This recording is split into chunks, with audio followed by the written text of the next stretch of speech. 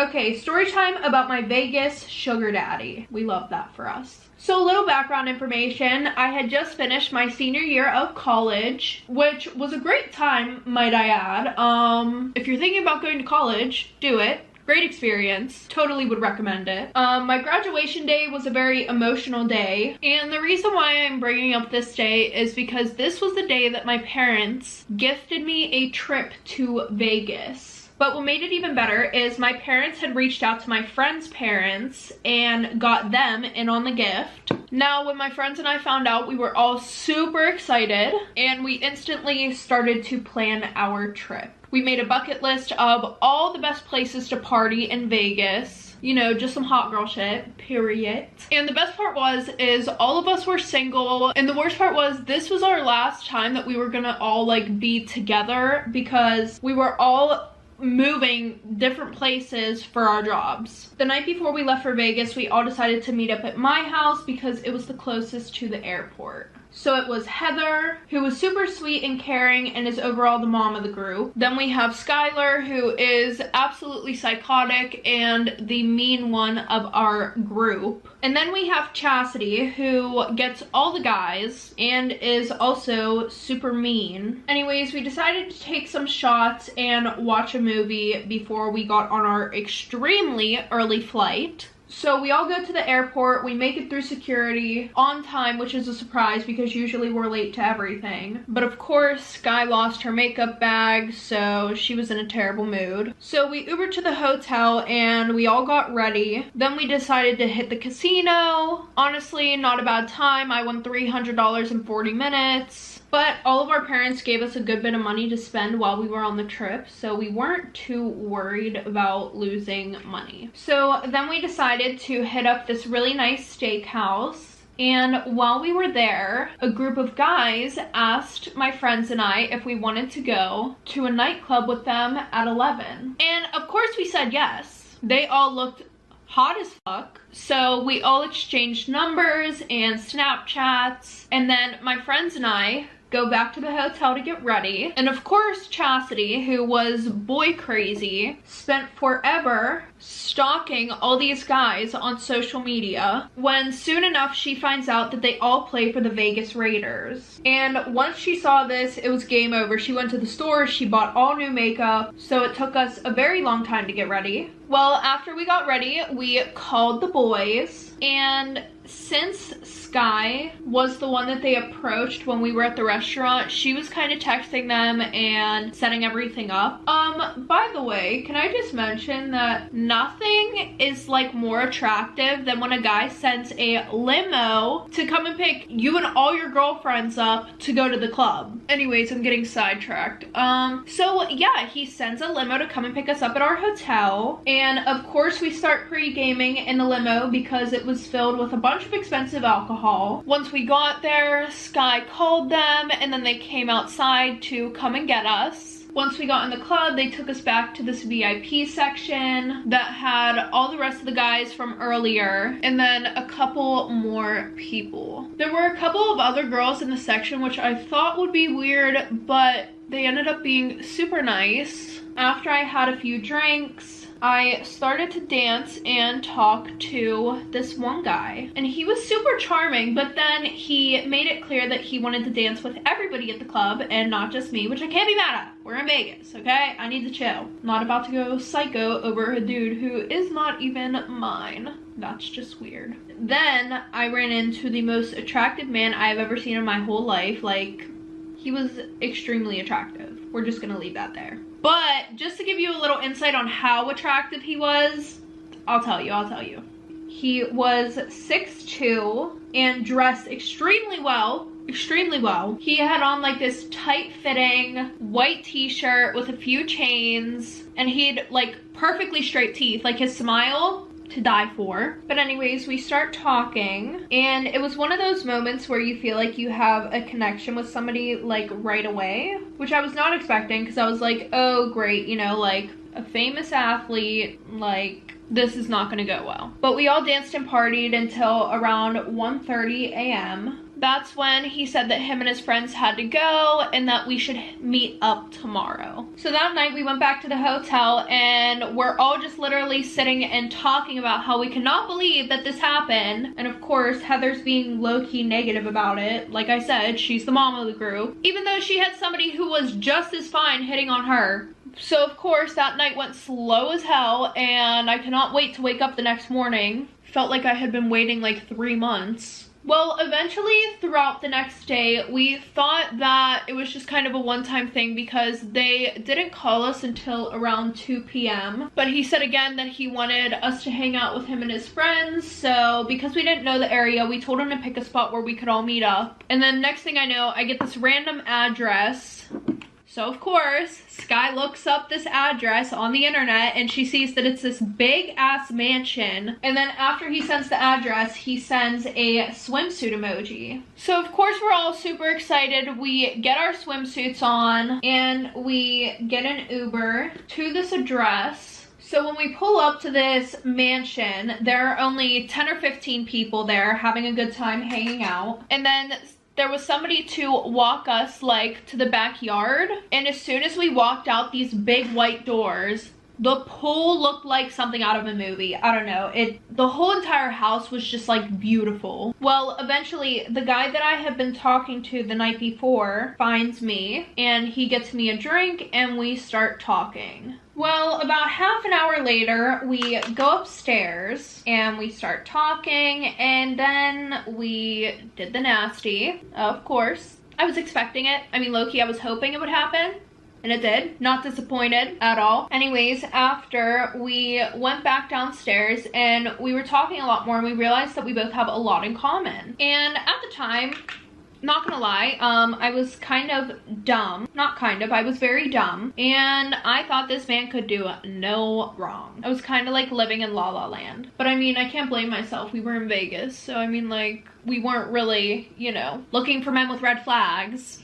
Well, eventually he ended up inviting us to his practice. So fast forward, he was just like such a gentleman. We went to one of his practices and he continued to take us out after that. But as I said, I was just there on vacation, and sadly all vacations come to an end at some point. But I guess I wasn't wrong about how we both felt about each other because, you know, eventually it was coming time for my friends and I to go home and start our new lives. But he decided to ask me to stay. He said that he would put me up in a hotel for the summer and get me everything that I needed. Then I could focus on my relationship with him. And if I liked it, then I could also just find a job down here. Now, to me, this sounded amazing. Who would not want to be in my position right now? Like, I didn't see anything wrong with this, even though I've only known him for a week. And looking back at it now, I only knew a little bit about him. My friends were all super supportive. They really liked him. So they all encouraged me to stay and see where things went. Once I agreed to stay through the summer, things got extremely crazy. He would take me on these extreme shopping trips and little vacations to LA and Mexico.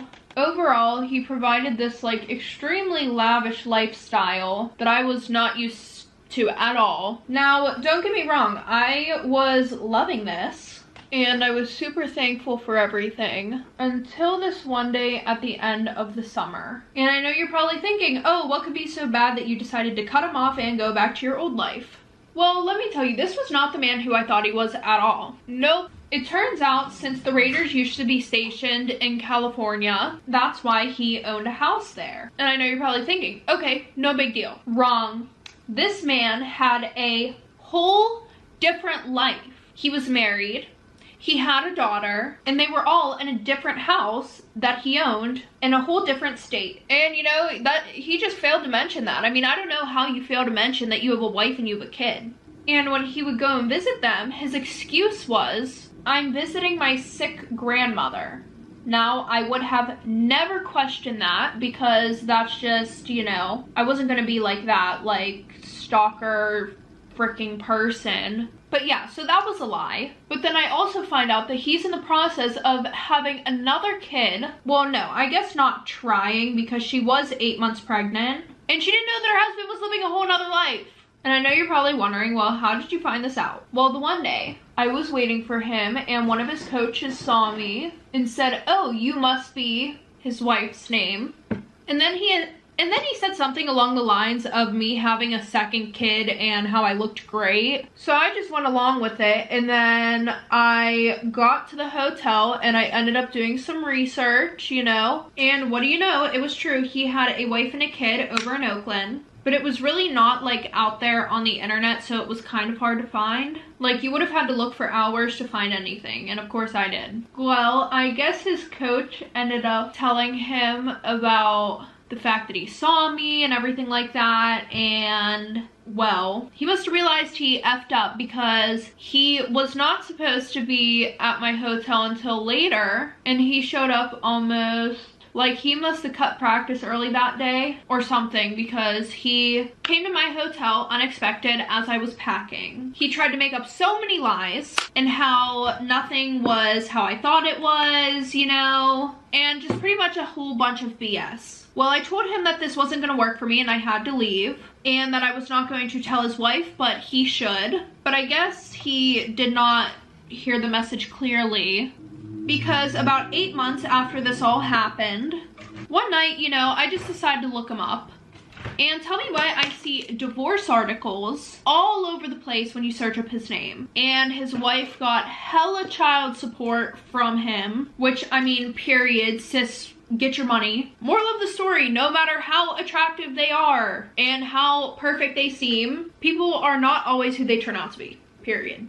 And I think we've learned that by a lot of these story times. My husband making out with another man on our honeymoon, and I'm refusing to give him a divorce. My husband and I met on a blind date. Our friends had set us up, and they made him sound like a Greek god. And he kind of is. He's super tall, attractive, Greek, tan. His dream is to become a politician, and he owns several businesses. I own my own marketing agency, and we're both addicted to work. We're literal workaholics. When we went on our first date, I was so surprised to see how much we had in common. Both super work-driven. We also found a lot of the same things funny. This was such a relief to me because I'd never been on a blind date before. And we talked about a lot of stuff, including our sexy preferences. He told me he only liked women, and I was like, okay, cool. And I told him, of course, I only liked men. We actually ended up going on a total of 15 dates before he asked me to be his girlfriend. Everything just felt so amazing and right. We had amazing chemistry, he made me laugh, and we had a lot of fun in the bedroom. After a few months, he asked me to be his wife, and I was so happy I said yes. He hired the best wedding planner in our city, and we got to planning. We were both really involved in everything. The wedding was spectacular. We got married in the winter, so it was snowing outside. It was beautiful. We had an orchestra, amazing catering, so I was really happy. The day after that, we went on our honeymoon. Planned to go to several Greek islands. Our first stop was Santorini. I actually got in really good shape for the honeymoon. I had abs. I wanted to look as sexy as I could for him. A few days into our stay, we found this really cute cafe, and the server at the cafe was actually really handsome. Him and my husband got along really well. So well that I caught them making out at our hotel. Part 2 is up. Caught my husband kissing another man on our honeymoon, and I'm refusing to give him a divorce. As I walked into the hotel, I could see 2 men kissing in a corner. Obviously, I didn't know it was my hubby, so I turned away. I went straight up to our bedroom and I couldn't find him. I called his cell phone, but there was no answer, so I went right back down to the lobby. And this is when I look again at the 2 guys kissing in the corner. I could only see one of the guys' backs, and obviously I didn't recognize it as my husband. Not until I see my husband's hand creeping up on the back of this guy's neck. And immediately I recognize his hand and the ring. I thought it was a joke at first until I could see they were passionately making out. I yelled my husband's name and they both turned to look at me. That's when I saw it was the server from the damn cafe that my husband and I had been going to almost every single morning. The same guy my husband was talking to almost every single day. The server ran out of the hotel. He obviously was not looking to confront me. That's when my husband grabs my arm and takes me to the pool area. That's when he confessed that he thought he was bi and that he was just experimenting. And he also said that the server basically forced him to kiss him. I told him he should have been honest with me from the beginning about being attracted to guys, and that the least he could have done was not make out with this guy in the hotel of our lobby. He started to apologize, but I couldn't even talk to him. I still wanted to enjoy the trip, so I got my own hotel room. That very same night, my husband tells me that we should consider a divorce, and that he thinks he might have really serious feelings for the server. I said no. I would be so embarrassed if I go home right now and tell my entire family and friends that my husband left me for another man. Not to mention the fact that he totally wasted my time. I asked him if we could just work this out, and he's asking for an open relationship now. And of course, I'm totally in love with him. We just got married. I'm just so confused. What should I do?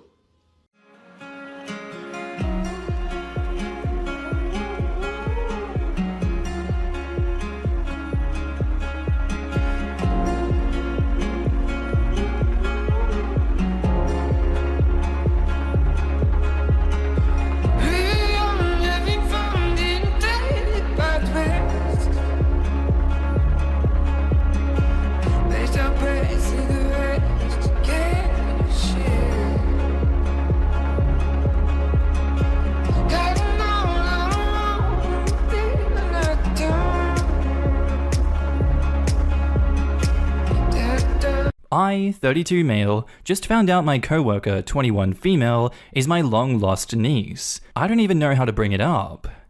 So basically, my older brother, who would be 40 male but he overdosed 4 years ago, starting from when he was a teenager, made all kinds of bad decisions. Tons of debt, failing out of school, legal trouble with DUIs and drugs, several failed attempts at rehab, being involved with questionable people, etc.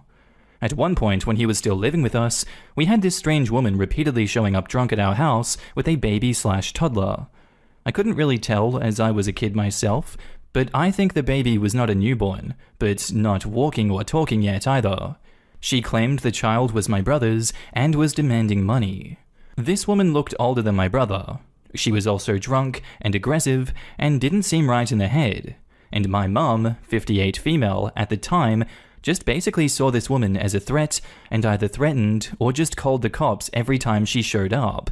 Eventually, she stopped showing up. No idea what happened to her. Since then, my mom has expressed that she feels bad about that, says she wonders about the baby girl on the off chance she was actually my brother's, as the baby had red hair and so did my brother and me, and wishes she had reacted more rationally. Especially since my brother died, she's been bringing this up more often and saying that she has dreams about that baby sometimes. I know my mum struggled a lot with guilt since my brother died, since she tried to help him so many times and couldn't really save him from throwing his life away. So I submitted my DNA to a website. My mum doesn't know, and I didn't want to tell her and get her hopes up. Well, I found out that one of the closest matches, other than the people I already know that I'm related to, is my coworker.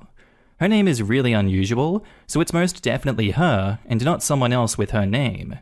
We have been working together for about 2 years, and I've been her supervisor for most of that time. We work well together, but we aren't close. I don't think she's ever told me anything about her family except her cats, so I don't even know how to bring this up. I don't know how to even look her in the eye the next time that we have a shift together. We have different shifts tomorrow, thank God. If the DNA test brought up a stranger, I had a perfect plan for what to write to them, but I had no plan at all for if it was someone I knew. Should I call her? Talk about it at work? I don't know when she's going to see my name as a match. I don't know how to ask her, hey, is your mum that crazy drunk foreign lady who used to try to get child support from my brother? I don't know how to ask her to come meet my mother and bring her closure. And I'm afraid now that she'll want something from me or my family, like unpaid child support. It's deserved, but I can't exactly afford it. My mum isn't rich either after paying a bunch of legal fees for my brother, or that she'll want a family relationship with me when I don't know how to suddenly switch gears in my head and become someone's uncle instead of a supervisor. I know those things would be an issue no matter who my niece was, but it seems different when my work life comes into it and when it's someone I already know. I mean, I figure if she's looking for her birth family, she probably wants a relationship. I knew my mum would want a relationship, so that wasn't a problem for me until I knew that I'd see this person every day. Any advice about how to raise this issue, please? And now in the comments, I think with DNA websites, they have to have samples from both parties to compare it, which means she probably got an email or alert of some kind about the DNA samples matching. But I wouldn't assume anything. Maybe just ask her if she's ever tried it, and if she says yes, elaborate and ask which one, and explain that you used the same one. OP says, oh yeah, I'm sure she submitted her own DNA to the website. I would feel awkward about bringing it up in a roundabout way like that, especially since she and I don't really talk about non-work related things ever. So even if she hadn't seen the results yet, she would know something was up. I think that would be more awkward than just asking her directly. The confirmation would still be a good idea. If nothing else, it lets her know that you are the person who the site connected her to. It also acts as an opener. Once she confirms it, you might just next lead with, I think we should go get coffee later. It seems like we have a lot to talk about. I would suggest being prepared to try to be diplomatic regarding both your brother and her mother. You won't want to lie to her, but you may want to be careful about how blunt you are about what you saw of their problems. At the same time, such info on tendencies towards addiction could be good info for her to have. And OP says to that, you are probably right. Talking it out over coffee or something is probably better than trying to do it at work or on the phone. Do you have any idea for how to begin a conversation like that? My mind is doing a total blank. It sounds simple, but I can't even think. And yeah, good call about being diplomatic too.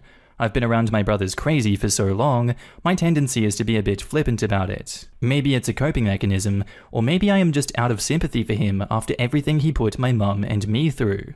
But it might be a sensitive subject for her. I'd probably suggest starting off by asking her about what her life has been like. One big thing will be to try to gauge what her relationship with her mother is like. There's a pretty good chance that her mother has told your niece that she tried repeatedly to approach your family, your mum, for support and was refused. That's accurate, frankly, but you'll need to explain the context of it from your family's perspective. You'll probably want to avoid mentioning that her mum seemed off, but much more focus on that the brother was heavily around a bad crowd. And so, as a result of all the crazy experiences that resulted from that, you all did not trust the story of anyone around him. She will probably have loads of questions about your brother and your family, so you can ask her if she has such questions. But she probably will be ready with a lot of questions, such that you won't really have to guide the conversation much yourself. Hey, fun fact! The other day, I read that only 1% of the human population has red hair because it's recessive. You have red hair and I have red hair. What are the chances of two people in the same room having red hair and aren't related? 1 in 10,000, that's what. You remind me of my dead brother. Or not. And back to the post, mini update. I ended up asking her directly via text. It's definitely her that I matched with, which I don't doubt at all. Her name is very unique. Anything beyond that is unconfirmed. We're going to get coffee after work tomorrow and talk. And now, onto the update. Thanks everyone for your advice about how to talk to my niece. It helped sort my thoughts out and consider things I hadn't thought of. Even the people who were harsh, it made me realize what my mum and I might look like from her point of view. I texted my coworker about the DNA match, and she agreed to meet with me after work the next day. It was an uncomfortable conversation and a very uncomfortable workday, but it wasn't horrible. Here is the gist of what I found out. We are pretty sure that we are uncle and niece. We don't know for sure if she's the same baby who that woman brought to our house all those years ago, but it seems likely. The timing lines up. But the only way to know for sure would be for my niece to ask her mother, which she doesn't want to do. She has known for most of her life that her mother's boyfriend who raised her was probably not her biological father, but it was confirmed with a DNA test several years ago. She still calls him her dad. It made the conversation confusing a few times. She never wanted to meet her biological father. She did the test more out of curiosity about her ethnicity and for medical reasons. She did have a rough childhood, but she says she and her family are in a better situation now. At the time, that was all she told me, and then she changed the subject. She's thinking about meeting my mother and having a relationship, but she needs some time to decide. She said that if she decides against contact, she would still be okay with me telling my mum about her so my mum can have some closure, just so long as I don't give my mum her contact info without permission, which of course I'd never do. I haven't told my mum about finding her yet, and I won't until she makes a decision. And I brought up the issue about our work situation. Now if I recommend her for a promotion, it's suddenly nepotism, even if I would have done that anyway. The company might transfer one of us to another department or location if they find out. She said that she didn't want to lie and wouldn't mind being transferred and might even prefer another location. I dealt with the HR disclosure. They're talking to the both of us separately and reviewing policy to come up with a fair solution. I typed most of that yesterday evening. After our initial conversation, my niece and I spent the next 2 days at work basically pretending like nothing happened. But then, as I was typing the update post, I got a text from her asking if I could meet up and talk again, and I figured I'd wait for that to post an update. So this morning, we met up for coffee again, and my niece asked some more questions. Some things about my brother's medical history, then just a little bit about what he was like, what my mum's like, what our extended family is like, etc. I was honest about my brother's issues, but I tried to be sensitive and tone down the attitude that I usually have about him. It actually made me really emotional. I mean, crap. My brother was a train wreck for most of my life, but once upon a time he had been someone that I looked up to, who played catch with me and helped me with homework. I loved him. I just didn't love the person that he became. Anyway, by then, I felt like the ice was broken and the conversation was more personal, so I asked my niece again what her life had been like. Long story short, it turns out her mum was once a prostitute. That's why she wasn't interested in meeting her biological father, and why she hadn't thought her mum even knew who her father was. She told me about how she spent the earliest years of her life in extreme poverty, having to shoplift necessities, until her mum and her mum's boyfriend managed to find stable jobs. It made me feel like a complete monster. My whole life, I'd thought of my niece's mother, assuming it's the same woman who showed up at our house back then, as some horrible older woman who helped drag my teenage brother deeper into a wretched lifestyle. But it turned out she was just selling sex to survive. She didn't lure him in. She didn't want him. He went looking for her. That flipped a switch in my head for some reason. I don't know. To clarify, I was like 10 to 11 years old when the woman was showing up, so even if I had known better, it's not like I could have made a difference either way. But it still hit me hard to think about how I'd been judging her and trying to justify my mum's denying the baby because I thought it was necessary to protect my brother back when it seemed like there could still have been hope for him. I was really shocked with some of the details of what my niece told me. When I found out it was my coworker, of course I freaked out about how to actually handle the situation, but I guess in some ways I felt relieved? Absolved? Because she seemed like she turned out okay. She's employed, in college, hardworking, and is super responsible. I wouldn't have guessed that she'd had a rough childhood from what I knew of her. Finding out the full details, there was more to it than what I typed here, made me feel like a monster. She cried, I nearly cried, and we hugged awkwardly. She's still undecided if she wants any contact with my mom, but she says she's glad that we had this conversation. She says there aren't many people she can talk about her past with. I'm glad we talked too. There were a lot of feelings about my brother that I've pretty much been suppressing. It's probably been good for me to actually have to process them, even if it hurt. I'm also glad I got to help her in some way by being a listening ear, and I'm glad that I got to know her a bit. Even if she ends up deciding she doesn't want a relationship with my side of the family, or ends up transferring and we don't see each other at all anymore. Thanks again everyone here for all the advice. I was able to go into the conversation a lot more prepared than I would have been otherwise. And now in the comments, take it step by step. Maybe you both can develop a close friendship, but time will only tell. I hope she's slowly willing to let you into her life. And OP says, yeah, I'm just gonna respect her space and see when she reaches out again. I told her if she feels the need to talk again, that I will be there. And she said she would let me know. Thanks for the update. Your niece sounds like a very resilient woman. And OP replies, yeah, I'm honestly amazed. Before I knew she was my niece, I never would have thought that she'd had anything that horrible in her past at all. I thought that she was naive, if anything. There was this one time when she was new to the job when I saw her giving money to a homeless guy who wasn't allowed at our business because he had harassed guests and employees before. I told the guy to leave, and she was angry about it. I explained why I yelled at him, and she seemed to understand, but after that, I thought she was just extremely sheltered and didn't realize how unpredictable or dangerous some homeless people could be. And today I find out it's probably the opposite. She knows probably better than anyone, but she just has a lot of empathy. It just made me rethink a lot of things. So happy to see an update and keep us posted. Please consider therapy for yourself. This is a lot to deal with, and you have handled it so well. And OP says, thanks. Yeah.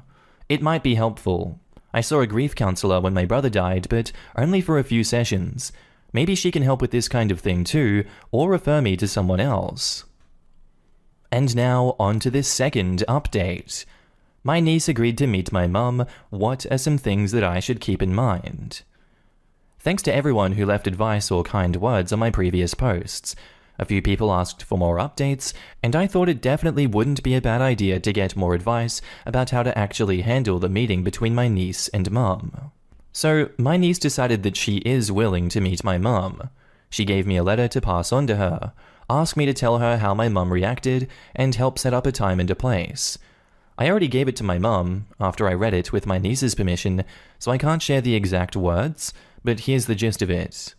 First, she introduced herself by name, age, what she's learning in college, and the family that she grew up with, basic stuff. And then she went on to explain some things that we had already spoken about in person.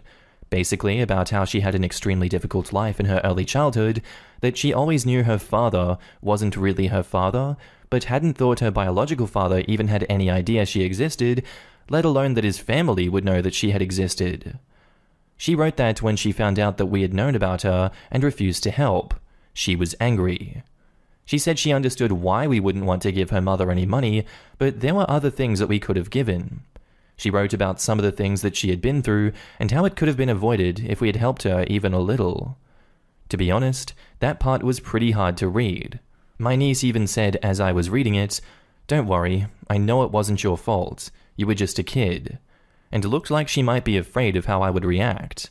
I told her I didn't blame her at all for being mad at my mum, and I wouldn't blame her for being mad at me either. She just nodded and didn't look me in the eye. After that part, she had written something really nice, that she knew me and I was a good man, so she knows my mother must have been a good mother, and that she was sorry to hear that my brother/her father had died, and that she knows how it feels when someone you love keeps making the wrong choices over and over, and that my mother shouldn't blame herself for that. In the rest of the letter, she wrote some religious things. I'm not really religious, but I respect it. My mum kinda pretends to be religious, but doesn't ever actually go to church. She said she had been praying for the strength to forgive my mum, and she believed God wouldn't have let her go through those things in her childhood if there wasn't a reason. And that there also must be a reason why I found her now, and that if my mum was willing, she was ready to meet face to face. I told my mum about finding her yesterday.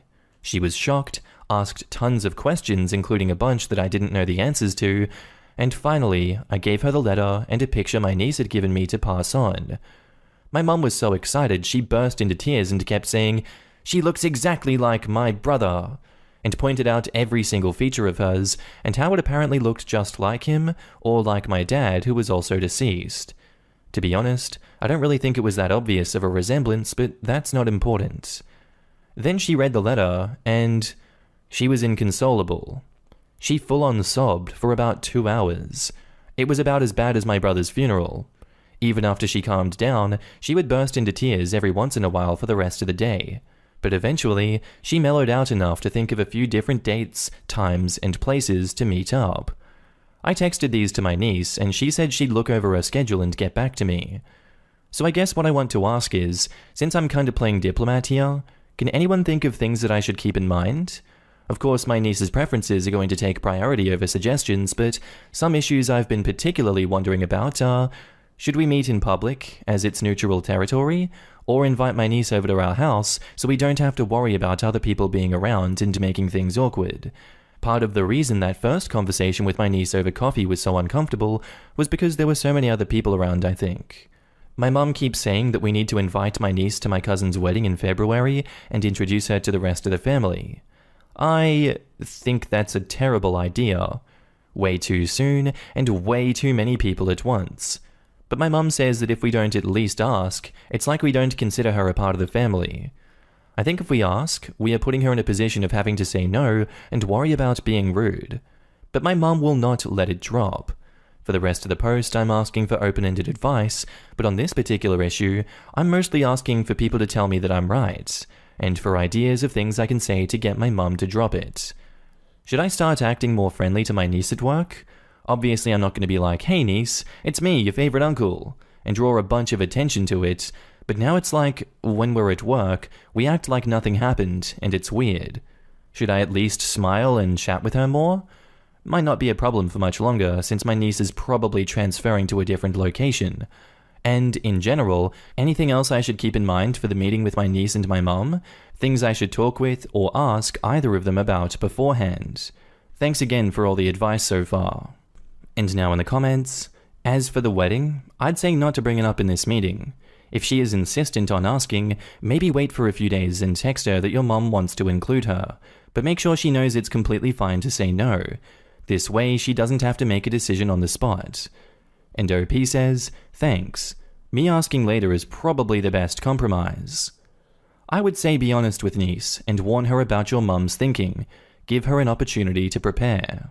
There's a snarky part of me that is glad your mother feels bad because your niece went through a lot, but whatever. I think the priority of the meeting should be your niece's comfort, which means that she should feel secure and she should feel like she's in control. I know this meeting will be emotional for your mother, but your niece is the priority. A neutral area is definitely better, but it should be at a place that your niece can feel secure and has the ability to leave at a moment's notice if it gets too much or something goes wrong. Make sure your niece has an exit plan, and also maybe come up with a signal that she could subtly make if she wants you to change the subject. Ask your niece if she has a preference for where the meeting should be, and ask her if there are any things that she doesn't want discussed, so you could prep your mother beforehand. You are going to need to rehearse with your mother because she is the biggest liability. It could be that if she starts sobbing about how your niece looks like your brother, and your brother was really an awesome guy, it will upset your niece. You also don't want your mother to justify or try to defend any of her past choices, because since your niece was hurt from them, it will seem like your mother is minimizing the pain that she went through from her childhood. With regards to work, keep it as it always is, or act as if she's a cousin or something. You could smile and nod, but you are not enthusiastically hugging them and making a scene every time you see them. Good luck. And OP replies, "Thanks. This is all good advice. I'll talk to niece about a signal or things that she doesn't want to bring up. I don't think my mom will try to defend herself, since she feels really bad about it, but it's possible she'll try to do the cry and make it about her thing. I'll talk about that. If she really feels guilty, there's a really good chance she's going to want absolution in order to stop feeling guilty, which means she's going to try to justify her actions in order to get your niece to forgive her so she could stop feeling guilty. Don't let that happen. It minimizes your niece's suffering, and it will probably make her mad." And now back up to the post, there is an update. "Thanks for all the advice. We're going to meet at my mum's place next Sunday, my niece's choice, as we couldn't really find any restaurants with private areas, and our local library has kinda weird hours that we couldn't make work." I also just straight up asked her how she felt about being friendly at work, because it's awkward to basically pretend like nothing happened, and she said she felt awkward about it too, but was acting that way because she thought that's what I would want. I talked to my mum about all the things that you've all mentioned. Just talk to you. You stayed in touch, 2 continents, through all odds. Seems every night, yeah, all the time I'm calling out to you. Seems every time I take a drink, I'm reaching out for you. Seems I'm always late night texting, reaching out for you. Every morning I find drunken messages. And now for update 3. Introducing my long-lost niece to my mum did not go very well. So, it was a disaster. There is so much I should have done but didn't think to do at the time, and I just feel like I messed up big time. I don't know what to do about it. I tried to keep in mind all the suggestions I got, like before the meeting, I asked my niece where she wanted to meet, if she wanted to bring anyone with her, if there was anything I should tell my mum not to talk and ask about, and she just said, "I'm sure I can handle it," and couldn't think of anything. But she did agree that if she wanted help getting my mum to back off, that she would look at me and blink 3 times. I talked to my mum first too, and basically just tried to warn her don't come on too strong, be sensitive, don't try to defend her actions. She agreed not to do any of those things, but, So my niece shows up at my mum's place, which was my niece's choice, and right away my mum is all over her, hugging and touching her hair and crying. My niece didn't seem to be enjoying that very much, but she tolerated it. I would have intervened, but she didn't signal me by blinking, and it didn't last very long. So I thought, okay, I'll do something about it if it happens again, but let it drop. My mum asked my niece a bunch of questions, and the whole vibe was honestly uncomfortable. Maybe she felt like she was being interrogated. They weren't ill-intended questions, but they were personal. Things like, what does her name mean? What neighborhood does she live in? Does she have a boyfriend? What's she going to do after college, etc. My niece was kind of stiff and just answered the questions, but not warmly. In hindsight, I probably should have intervened, but I didn't think much of it. She didn't use the signal, and she was kind of the same way, stiff and impersonal when she and I first talked about being related, but then the next time we talked, she warmed up. So I thought maybe she just needed to warm up. The real disaster happened when my mum brought up my niece's childhood and went and did exactly what she said she wouldn't do, and worse. I didn't really do my part either, and I'm kicking myself, but it escalated so fast. I'm gonna remember what was said as best as possible. I can't think of an easy way to sum this up, it just escalated so fast. So Mum says, I'm so sorry that we didn't take you in when you were a baby. I didn't know. Niece, I forgive you. I believe you have to understand from my perspective. I was just trying to protect my baby. Your father, me, hey, Mum, niece, he wasn't a baby. I was a baby. I was an actual baby. And my mum replies, he was my baby. You'll understand that when you have kids.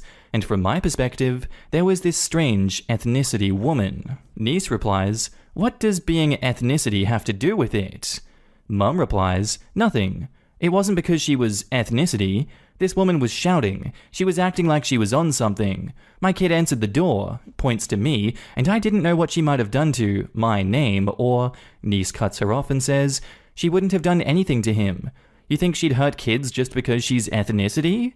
Mum says, I wasn't saying that. I was saying, yes you were. I was saying I didn't know this woman.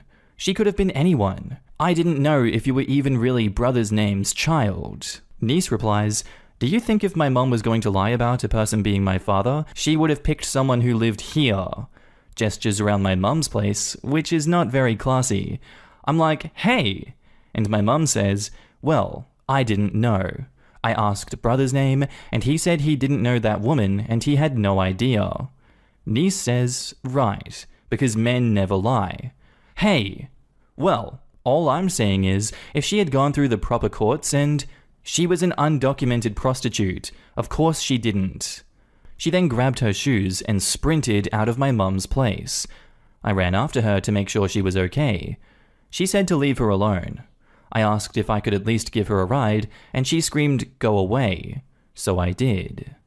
And I was worried because this neighborhood isn't the safest place to walk, so I texted my niece and apologized again and said it's okay if she doesn't want to talk, but please text me when she gets home so I know she's okay. Maybe I shouldn't have done that, I don't know, but I was worried. She did text me back later and said she was okay. She also apologized for losing her cool, but said she was going to call out of work for a few days and don't contact her until she comes back. So my question is, now what? I'm still at my mum's place and I want to yell at her, but she's already sobbing. I feel horrible and I don't know how to fix this. I didn't foresee my mum saying those things about my niece's mum's ethnicity, and I should have intervened, but I kind of panicked and I couldn't think of what to say. My mum is a kind person, but not always tactful. I really appreciate any advice. I don't really have anyone to talk to about this. Most of my friends are from work, and I can't talk to them about it for obvious reasons. And now in the comments, your mum sounds racist and tone deaf. She wanted to excuse her cruelty and be released of all fault rather than care about someone else's feelings. She committed an act of opportunity where it should have been a place of healing. Did she only want to meet niece to absolve her of guilt, or to let it be known that she is indeed not an awful person, and not because she wanted to reconnect with family? She violated so many boundaries from step 1 and made no apologies for it. An apology followed by an excuse is no apology at all, it's an excuse. And OP replies, this is a good way to put it, and I'll try to talk to her about it and explain it to her this way, though I don't know if it'll do any good in helping her realize what she did wrong. It's really upsetting for me to think about, because I really thought she did care about my niece and wanted to connect with her. But yeah, it just seemed like she was being selfish and trying to make excuses to prove that she is not an awful person. The best you can do now is to leave her and respect whatever decision she makes. OP replies, yeah. Yeah, you didn't take any of our advice. Honestly, she might be better off without you all. OP replies, I tried to, but in the moment, my head couldn't keep up with the conversation and figure out what happened.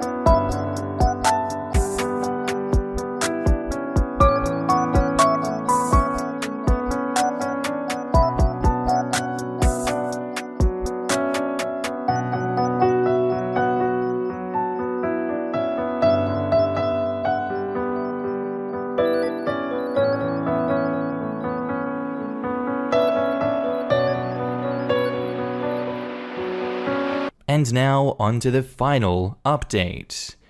Here's the gist of what happened since that awful disaster of a reunion. I talked to my mum about what went wrong with the things that she said to my niece. I basically told her that her apologies weren't really apologies, and she was just trying to defend herself and not apologize. At first, my mum was argumentative with me about it, but eventually she admitted that I was right, and she didn't handle it well. She found this book about how to apologize to people, and she said it helped. My mum says she doesn't know why she brought up my niece's mother's ethnicity. She said it just slipped out. She agreed that she needs to be more sensitive about that kind of thing. I'm concerned that it'll just slip out again. So if anyone has any resources for old white people on how not to be prejudiced, let me know. Especially books. My mum insists that only books are reliable, and anything you read on the internet or see on the TV is lies. She and I worked together to write an apology letter to my niece for her to read whenever she wants to, if she wants to. No pressure to respond. She apologized for saying offensive things and for making the reunion about defending herself and not being considerate of my niece's feelings, and then thanked her for the kindness of coming and said she'd like to try again. But she understood if my niece wouldn't want to, and she wished her the best regardless. And my niece was kind enough to give us another chance. We all met up again to try and talk things out one more time, and this time it went much better. My niece vented some things, but also said she understood why my mum did what she did, and then she was like, "You can't change the past. All we can do is move forward." And then they had a nicer conversation about random subjects that my mum brought up. My mum wants to pay for some of my niece's college. She can't really afford much though. My niece didn't want to take the money, but finally agreed and promised to pay it all forward once she reaches her career end goal. Speaking of careers, my niece is actually leaving her current job to work at a more future career-relevant job starting later this spring. I'll miss seeing her around at work, but I'm happy for her. And for as long as she's in the area, she and I are going to get together every month for lunch and or something fun. Getting to know my niece has made me remember some of the good times with my brother, like when we used to go to the movies together or hang out at the arcade and pizza place or amusement parks. I used to think he was the coolest and most fun person in the world. It brought up grief, not only for my brother, but also knowing my niece and I have a similar age gap, how I might have been that person for her. I'm really sad that I missed out on that, but now we have a chance to make up for lost time. My mum and my niece both like baking and cooking, so they're gonna start occasionally meeting up at my mum's house to do that and exchange recipes. My niece doesn't want to spend holidays with us, come to family get-togethers, or meet anyone else in our family. At least not for now, possibly never. I totally understand and respect this. I really can't thank you all enough for all the support, advice, and kind words. I don't know how this situation would have turned out without all of your help. And now in the comments, thank you for taking the time to update. It's funny how things work out sometimes. Wishing you and your niece the very best. I'm happy that you've all been able to establish a relationship with your niece and have her in your lives. Please stop taking the blame for awkward meetings and uncomfortable conversations. The way you handled all this was very thoughtful and emotionally mature. You handled it all a lot better than some people would have. And OP says, "Thank you so much. I feel better now, but for a while, I felt pretty bad since I set this whole thing up." And a book won't stop someone from being racist. That's up to your mother if she wants to continue being a racist piece of shit or not. And OP says, "I mean, that's true, but I think she wants to learn. The apology book apparently helped." I see you've already had How to Be an Anti-Racist recommended. My other suggestion would be So You Want to Talk About Race by I cannot pronounce that name. That poor girl. I can't imagine how awful it was for her to be sitting there with this total stranger, emoting all over her with, "I did no wrong, but your mother." The niece was incredibly kind to give her a second chance. I hope things work out well for the niece. I was really surprised that things went better the second time around. My opinion of OP's mother was so low. I can't think of anything more awkward to have to deal with in an office environment. OP did well to recognize that his discovery effectively prevented him from maintaining his duty to his employers of impartial management. That could easily have ended up being one of the twists in the tale of this story. Prostitutes don't know where clients live or their full name to go looking for them at home, so I doubt the brother was just a client. and the baby had red hair like the two kids of the woman, so she should have suspected that it was his child, particularly since he was getting in mess after mess. I agree. Since the mother had an inkling that her dead son could have been the father, she should have at least asked for a paternity test. I think she was just in survival mode with an awful teenager, no support, and didn't have the emotional or financial capacity to add to the mess. She thought she was protecting her family. Obviously it was a mistake, but making the choice in the first place makes sense if you put yourself in her shoes. And it was decades ago. It's not like she could look the woman up on Facebook when she realized she messed up. I don't know.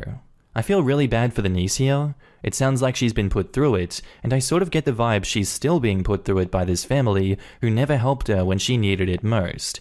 It feels like a lot of the forgiving and moving on is something the niece has to do. I hope that I'm misinterpreting and that she's getting support and positive interaction from this, but she's also really young and being the most mature one here at times.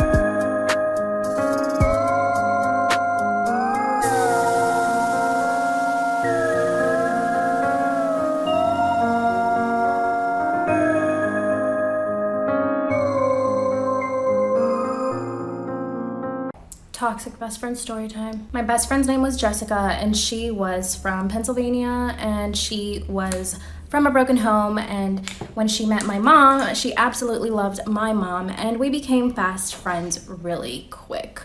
She always wanted to come over to my house, and when I didn't want her to come over for some reason because I wanted to be with my family, she would get really upset. She became really possessive over me with my family and other people at school, so I basically couldn't have any other friends except for her.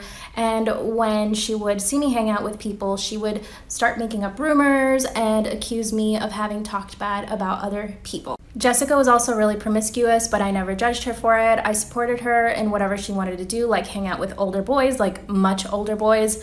And one day she came to me and said that she was pregnant and that she was planning on having an abortion. 2 months later, she came out and said this.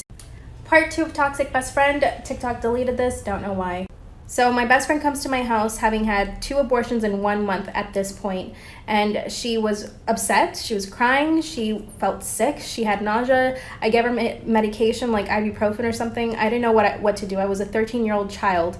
And then she told me that she was in love with me and that she didn't know what she would do if I didn't love her the same way back. At this point, my hands were shaking, my knees were shaking. I didn't know how to help her. The thought of her being sick at my house and her family not knowing was making me feel horrible. The fact that I hadn't told my mom at that point made me feel horrible. So I went and I told my mom. She called her family right away, and they came to pick her up. They took her to the hospital right away. My mom and I were checking on her every single day during the time that she was in the hospital, calling, finding out how she was. The next week, okay, so people were judging me in the last video because I snitched, but I was 13, you guys. What would you do if you were 13 and your friend was sick in your house? Toxic best friend story time, part 3. So this week at school was horrible. I show up and there are So many things written on my locker. Nobody knew. The principal had it all cleaned up. The boys were being really aggressive with me, writing me letters, threatening letters. One boy tried to push me up against the wall and tried to kiss me. I didn't let him, but that was that first time that had happened. And I had already been bullied a lot at this point, so I wasn't too surprised, but I was like, why would she be doing this after telling me that she loved me? Right. It also didn't help that the principal made it a point to come to my class and interrogate everyone about the locker situation. No one spoke, but it made me even more of a target. I was already so bullied at this point. I was dying. And I never really saw her after that. Her parents flew her back to Pennsylvania because this all happened in Nicaragua. All I know is that she's a stripper now, and she still tries to contact me on Instagram, and my brother's on social media. They don't pay attention to her, and I know that she's had trouble. Story time of how I got out of an abusive relationship with a C-list celebrity. Trigger warning, I will be talking about domestic violence. I'm not going to say his name in the video because honestly I'm just scared of him, and I'm sure you guys are going to guess in the comments, so guess away. So this all happened 9 years ago. I was super young and naive, living in LA, working as a cocktail waitress at a strip club called Deja Vu. It was in the Valley. So one night he comes in, he's super stunning. I recognize him right away. He was on a famous daytime soap opera, and I knew exactly who he was. He came in, went straight to the bar, and just stayed there with me the entire night, begging me for my number. Eventually I gave it to him like an idiot. He manipulated me. He was absolutely charming, of course.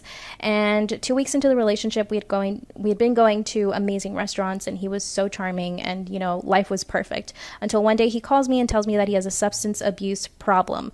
Of course, like an idiot, I'm like, I want to help you. I want to change you. Come back for part 2.